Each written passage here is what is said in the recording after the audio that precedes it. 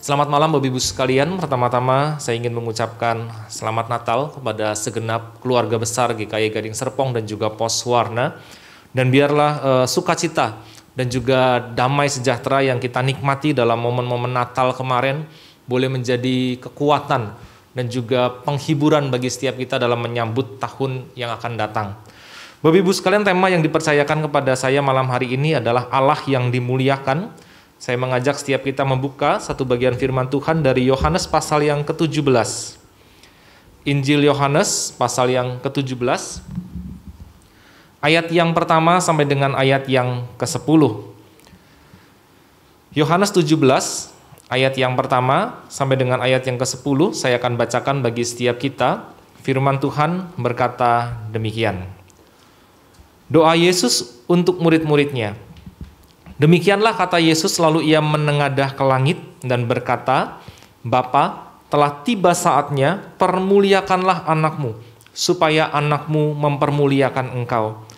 Sama seperti engkau telah memberikan kepadanya kuasa atas segala yang hidup, demikian pula ia akan memberikan hidup yang kekal kepada semua yang telah engkau berikan kepadanya.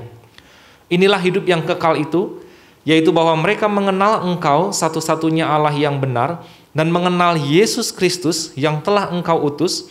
Aku telah mempermuliakan engkau di bumi dengan jalan menyelesaikan pekerjaan yang engkau berikan kepadaku untuk melakukannya. Oleh sebab itu ya Bapa, permuliakanlah aku padamu sendiri dengan kemuliaan yang kumiliki di hadiratmu sebelum dunia ada. Aku telah menyatakan namamu kepada semua orang yang engkau berikan kepadaku dari dunia. Mereka itu milikmu, dan engkau telah memberikan mereka kepadaku, dan mereka telah menuruti firman-Mu. Sekarang mereka tahu bahwa semua yang engkau berikan kepadaku itu berasal daripadamu. Sebab segala firman yang engkau sampaikan kepadaku telah kusampaikan kepada mereka, dan mereka telah menerimanya. Mereka tahu benar-benar bahwa aku datang daripadamu, dan mereka percaya bahwa engkau lah yang mengutus aku. Aku berdoa untuk mereka, bukan untuk dunia aku berdoa, tetapi untuk mereka yang telah engkau berikan kepadaku. Sebab mereka adalah milikmu, dan segala milikku adalah milikmu, dan milikmu adalah milikku, dan aku telah dipermuliakan di dalam mereka.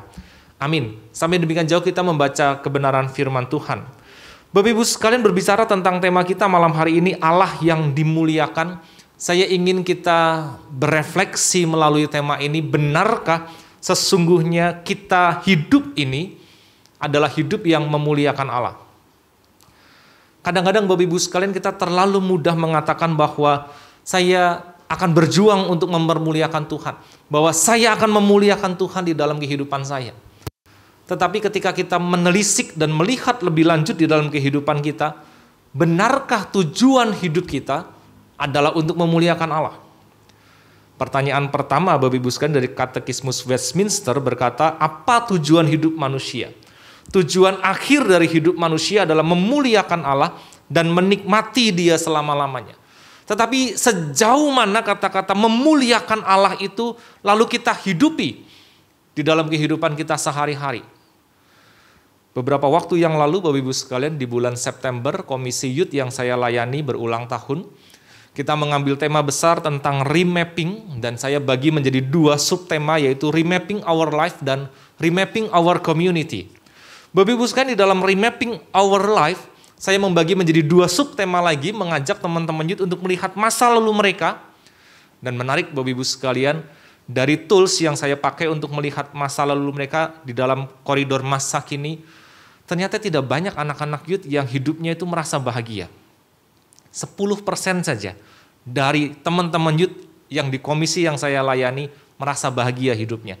90% mereka tidak merasa bahagia dengan kehidupannya. Itu berbicara tentang masa lalu Bapak Ibu sekalian.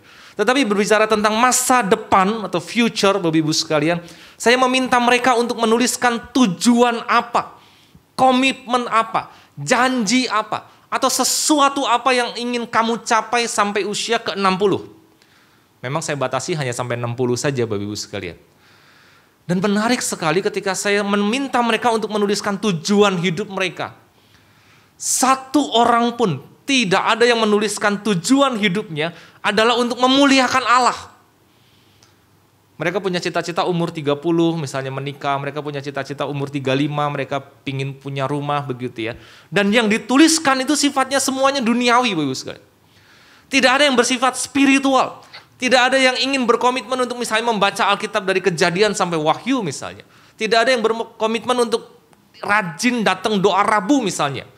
Tidak ada yang berkomitmen untuk melakukan hal-hal spiritual seperti berdoa, berpuasa, membaca firman Tuhan dengan lebih rutin dan lebih rajin misalnya.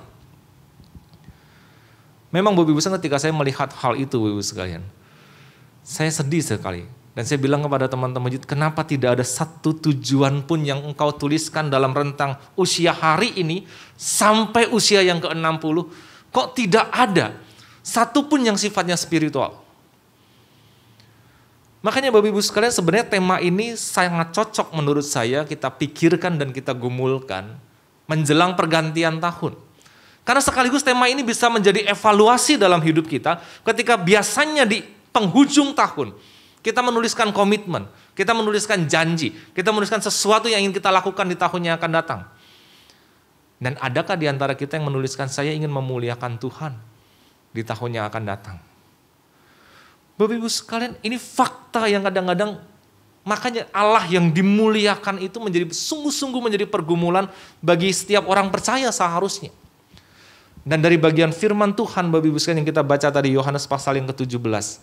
Ayat yang keempat dikatakan dengan sangat jelas, Yesus berkata di dalam doanya, "Aku telah mempermuliakan engkau di bumi dengan jalan menyelesaikan pekerjaan yang kau berikan kepadaku untuk melakukannya." Mari kita lihat doa Yesus secara spesifik sampai dengan ayat yang ke-10 saja Bapak Ibu, kita belajar bagaimana kita memuliakan Allah di dalam kehidupan kita. Yang pertama Bapak Ibu sekalian, ayat yang ke-6 dikatakan demikian. "Aku telah menyatakan namamu kepada semua orang yang engkau berikan padaku dari dunia. Mereka itu milikmu dan engkau telah memberikan mereka kepadaku dan mereka telah menuruti firman-Mu." Kita bisa memuliakan Allah Bapak Ibu sekalian dengan cara bagaimana? Dengan cara kita menyatakan Dia di dalam kehidupan kita sehari-hari. Bapak Ibu sekalian, dalam satu buku tafsiran yang saya baca, seorang penafsir mengatakan bahwa ketika Yesus mengatakan, "Aku telah menyatakan namamu." Seorang penafsir mengatakan bahwa di dalam kehidupan Yesus itulah Yesus memanifestasikan seluruh karakter Allah, sikap Allah, hatinya Allah, perbuatannya Allah. Termasuk di dalamnya ada perbuatan-perbuatan ajaib, mujizat-mujizat yang dilakukan oleh Yesus selama hidupnya Bapak Ibu sekalian. Jadi berbicara tentang menyatakan nama Tuhan. Itu bicara tentang kehidupan Yesus yang sungguh-sungguh bukan hanya dia Allah 100%, tetapi dia hidup sebagai seorang Allah. Yang tergambar dari karakternya, dari sikapnya. Yesus pernah marah Bapak Ibu sekalian, pernah. Ketika dia mengusir para penjual-penjual di bait suci yang mengotori rumahnya, karena rumahnya adalah rumah yang kudus. Yesus pernah menangis, pernah Bapak Ibu sekalian. Yesus menangisi Yerusalem itu hatinya dia. Dia sedih sekali ketika melihat umatnya seperti itu. Yesus pernah menegur para pemuka-pemuka agama, sering Bapak Ibu sekalian. Tetapi saya yakin di dalam kehidupan Yesus yang seperti itu, Allah termanifestasikan dengan sangat baik. Termasuk ketika dia meredakan angin ribut, ketika dia mengusir setan, ketika dia menyembuhkan orang sakit. Ada banyak orang memuji Allah. Salah satu bagian Bapak Ibu sekalian, Lukas pasal yang ke-18. Saya mengajak membuka bagian firman Tuhan ini Bapak Ibu sekalian. Lukas 18 ayat yang ke-43 ini menjadi bukti bagaimana Yesus memanifestasikan Allah di dalam kehidupannya. Lukas 18 ayat yang ke-43 ini bicara tentang Yesus menyembuhkan seorang buta dekat Yeriko, dan ayat yang ke-43 mengatakan demikian. Dan seketika itu juga melihatlah ia, lalu mengikuti dia sambil memuliakan Allah. Seluruh rakyat melihat hal itu dan memuji-muji Allah. Dengan perbuatannya yang ajaib Bapak Ibu sekalian. Yesus bisa membawa orang untuk memuliakan Tuhan. Bapak Ibu sekalian, mungkin kita berkata dalam hati kita, Pak, tapi kan saya nggak bisa melakukan perbuatan-perbuatan ajaib itu. Saya tidak bisa seperti Yesus yang bisa mencelikan mata orang buta. Saya tidak bisa meredakan badai. Saya tidak bisa mengusir setan. Dan apa hal yang semua yang ajaib yang Tuhan Yesus lakukan, saya manusia biasa, Pak. Betul Bapak Ibu sekalian. Tetapi jangan lupa Bapak Ibu sekalian, bahwa dengan kehidupan kita, dengan perkataan kita, dengan perbuatan kita, dengan karakter kita, dengan sikap kita, kita bisa membuat orang memuliakan Tuhan dan mengenal Dia.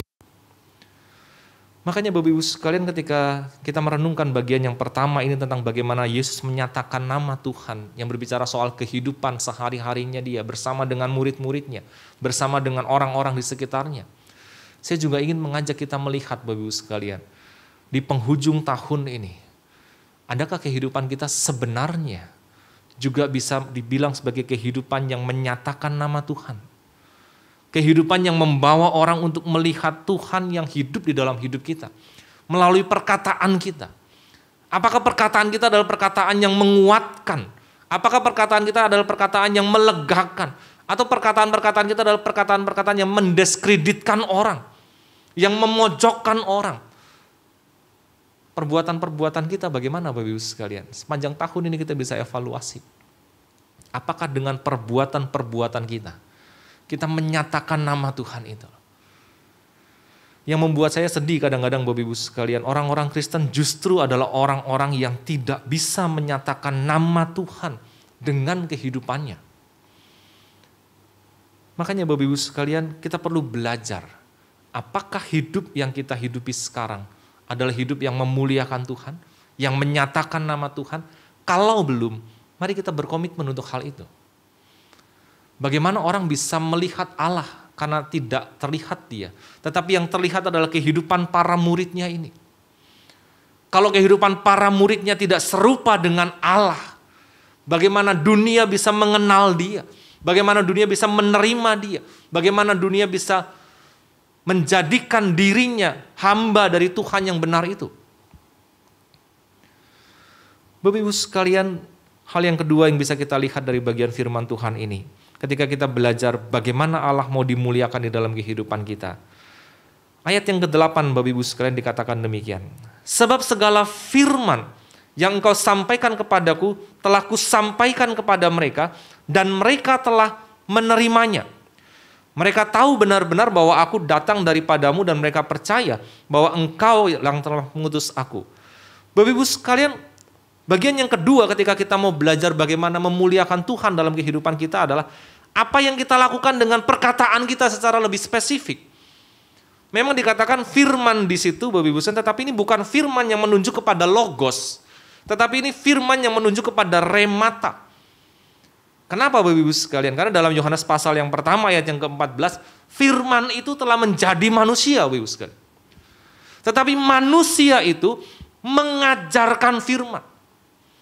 Mengajarkan pengajaran yang berdasarkan, berlandaskan kepada kebenaran firman Tuhan.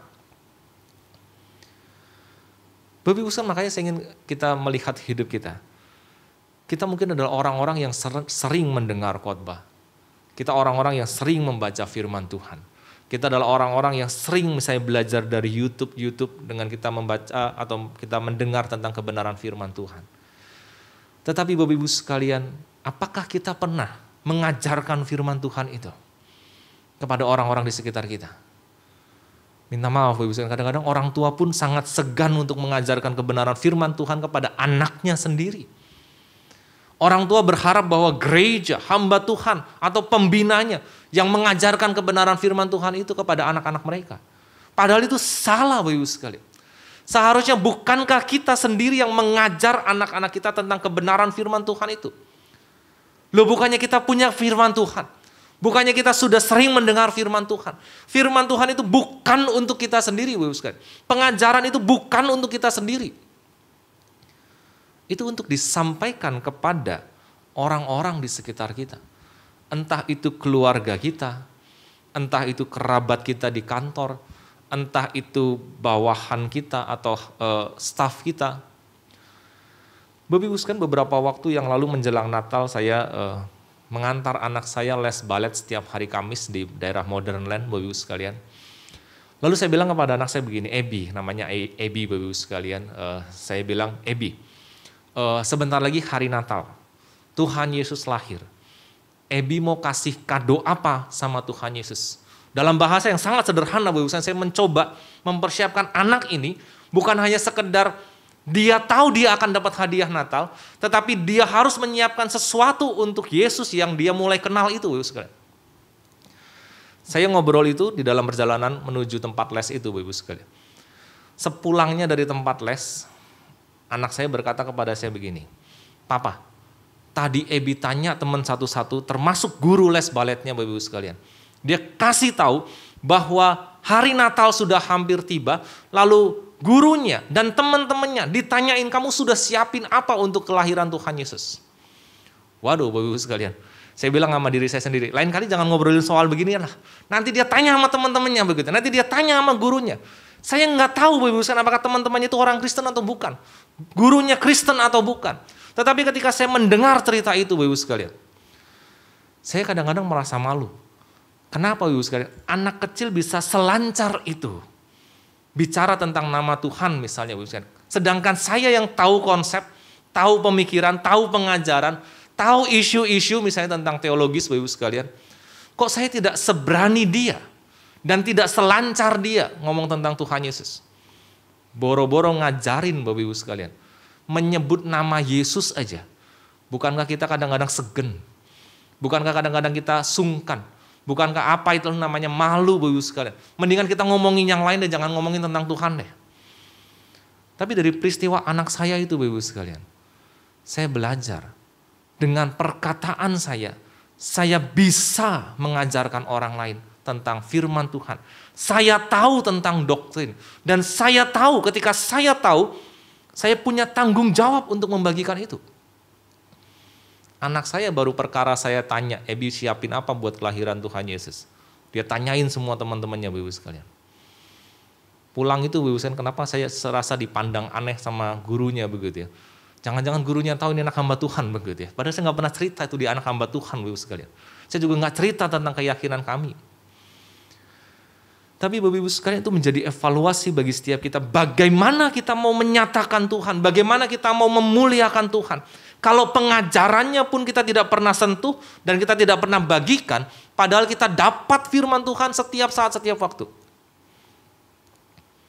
Yesus sendiri dia mengatakan bahwa segala firman yang Tuhan sampaikan kepada dia telah disampaikan kepada mereka. Mereka ini murid-muridnya Bapak Ibu sekalian. Dan mereka menerimanya. Makanya Bapak Ibu sekalian, secara spesifik saya ingin kita berevaluasi dalam bagian firman Tuhan ini Bapak Ibu sekalian. Pengajaran apa yang sebenarnya kita ajarkan kepada anak-anak kita? Pengajaran apa yang sebenarnya kita sampaikan kepada orang-orang di sekitar kita? Pengajaran apa yang seringkali kita sampaikan dan kita sebarluaskan? Apakah itu firman Tuhan? Yang ketiga Bapak Ibu sekalian, bagaimana kita memuliakan Allah dalam kehidupan kita? Bapak Ibu sekalian, bagian yang terakhir ini saya belajar Bapak Ibu sekalian bahwa terkadang ketika kita berencana, ketika kita berkomitmen, ketika kita berjanji mau memuliakan Tuhan dalam hidup kita, saya mesti tahu, sadar penuh Bapak Ibu sekalian bahwa memuliakan Tuhan bisa berarti ketidaknyamanan bagi kita. Bapak Ibu sekalian, Yohanes pasal yang ke-17 adalah bagian yang tepat sebelum Yesus ditangkap dan juga disalibkan. Mungkin Bapak Ibu sekalian sebagian berpikir ya, ini Natal baru selesai kemarin Pak, begitu ya. Kenapa udah ngomongin mau Paskah nih begitu ya. Tapi Bapak Ibu sekalian betul bahwa kita mesti mengingat tujuan Yesus lahir. Tujuan Yesus hadir di dalam dunia ini adalah memang untuk di atas kayu salib itu Bapak Ibu sekalian. Supaya dia bisa menebus segala dosa dan kesalahan kita. Supaya dia bisa menguduskan dan menyucikan kita. Dan Yesus tahu benar tujuan kehadirannya di dalam dunia adalah untuk naik ke atas kayu salib. Bapak Ibu sekalian, kenapa tadi saya katakan bahwa ketika kita mau berkomitmen berjanji untuk memuliakan Tuhan, bisa jadi itu tidak nyaman buat kita. Yang pertama Bapak Ibu sekalian, ayat yang ke-14 dikatakan demikian. Aku telah memberikan firman-Mu kepada mereka dan dunia membenci mereka karena mereka bukan dari dunia ini, sama seperti aku bukan dari dunia. Yesus sendiri mengatakan dengan jelas bahwa dunia akan membenci murid-muridnya, termasuk kita, orang Kristen hari ini, Bapak Ibu sekalian. Tidak usah saya ceritain, Bapak Ibu sekalian. Dalam bencana di Cianjur misalnya, kita bisa melihat ada beberapa tindakan-tindakan yang mungkin kita bisa mengelus dada. Kenapa itu mesti terjadi? Sudah dibantu misalnya. Bapak Ibu sekalian, dunia faktanya memang membenci kita, dan prinsip yang dunia ajarkan tidak sama dengan prinsip pengajaran firman Tuhan. Sedangkan di poin yang kedua tadi, kita diminta mengajarkan prinsip-prinsip yang sesuai dengan kebenaran firman Tuhan. Makanya Bapak Ibu sekalian, ketika kita mau belajar memuliakan Tuhan dan berjanji memuliakan Tuhan, kita mesti ingat satu hal ini. Memuliakan Tuhan bukan berarti selalu nyaman untuk kita. Memuliakan Tuhan itu bukan berarti ketika kita memuji Tuhan di tempat ini, di gereja, dengan ibadah persekutuan, itu nyaman sekali Bapak Ibu sekalian. Tetapi bagi saya memuliakan Tuhan dan menyatakan nama Tuhan yang sungguh-sungguh, yang real Bapak Ibu sekalian, adalah ketika kita keluar dari gereja, ketika kita selesai beribadah, ketika kita selesai persekutuan. Disitulah baru kita belajar sungguh-sungguh berkomitmen memuliakan Tuhan. Bapak Ibu sekalian, ketika kita merenungkan tema ini malam hari ini, Bapak Ibu sekalian, mari kita pikirkan kembali tentang kehidupan kita. Apakah kehidupan kita ini, kehidupan yang sampai hari ini kita jalani, adalah kehidupan yang memuliakan Tuhan, yang menyatakan Tuhan? Apakah orang-orang di sekitar kita bisa melihat Kristus yang hidup di dalam hidup kita, melalui perkataan, melalui perbuatan, melalui sikap, melalui karakter kita, melalui hati kita, melalui kasih kita? Dan yang kedua, Bapak Ibu sekalian, kita belajar mengevaluasi apakah kita mengajarkan pengajaran yang sesuai dengan kebenaran firman Tuhan itu. Kalau tidak, Bapak Ibu sekalian, pertanyaannya cuma sederhana. Lalu kemana segala firman, khotbah, pengajaran, kelas-kelas yang kita terima yang berdasarkan dengan kebenaran firman Tuhan itu? Kalau kita mengatakan bahwa saya tetap memiliki pengajaran itu, Pak, tapi saya ingin katakan pengajaran itu bukan hanya untuk kita sendiri. Itu untuk dibagikan kepada orang-orang di sekitar kita. Dan yang ketiga, Bapak Ibu sekalian, ketika kita mau memuliakan Tuhan, ketika kita berjanji berkomitmen untuk memuliakan Tuhan, kita masih siap. Kadang-kadang mungkin itu bukan hal yang nyaman untuk kita hadapi, lewati.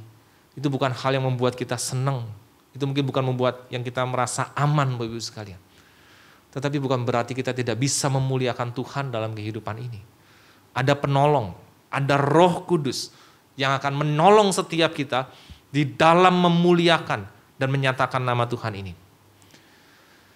Bapak Ibu sekalian, selamat menyambut tahun yang baru dan selamat bergumul untuk memuliakan Tuhan dalam kehidupan kita sehari-hari. Tuhan Yesus memberkati setiap kita. Mari kita berdoa. Bapa di dalam surga, kami bersyukur untuk penyertaan pemeliharaan Tuhan sampai hari ini. Kami bersyukur Tuhan untuk 1 tahun yang hampir kami lewati. Kami bersyukur Tuhan untuk segala pergumulan kesulitan yang menjadikan kami makin kuat dan makin berakar kuat di dalam Tuhan. Kadang-kala kami jatuh di dalam dosa kami, tapi kami bersyukur karena Engkau tidak pernah meninggalkan kami. Dan menjelang akhir tahun, kami rindu Tuhan, kami melihat kehidupan kami secara menyeluruh. Apakah benar kehidupan kami adalah kehidupan yang sudah memuliakan nama Tuhan dan menyatakan nama Tuhan di dalam hidup ini? Kalau belum, Tuhan tolonglah setiap kami. Dan biarlah kebenaran firman Tuhan malam hari ini boleh menjadi panduan, penolong, pedoman bagi setiap kami dalam belajar dan berkomitmen memuliakan Tuhan di dalam kehidupan setiap kami. Terima kasih Tuhan, berbicaralah kepada setiap kami. Di dalam nama Tuhan Yesus Kristus kami berdoa, kami bersyukur. Amin.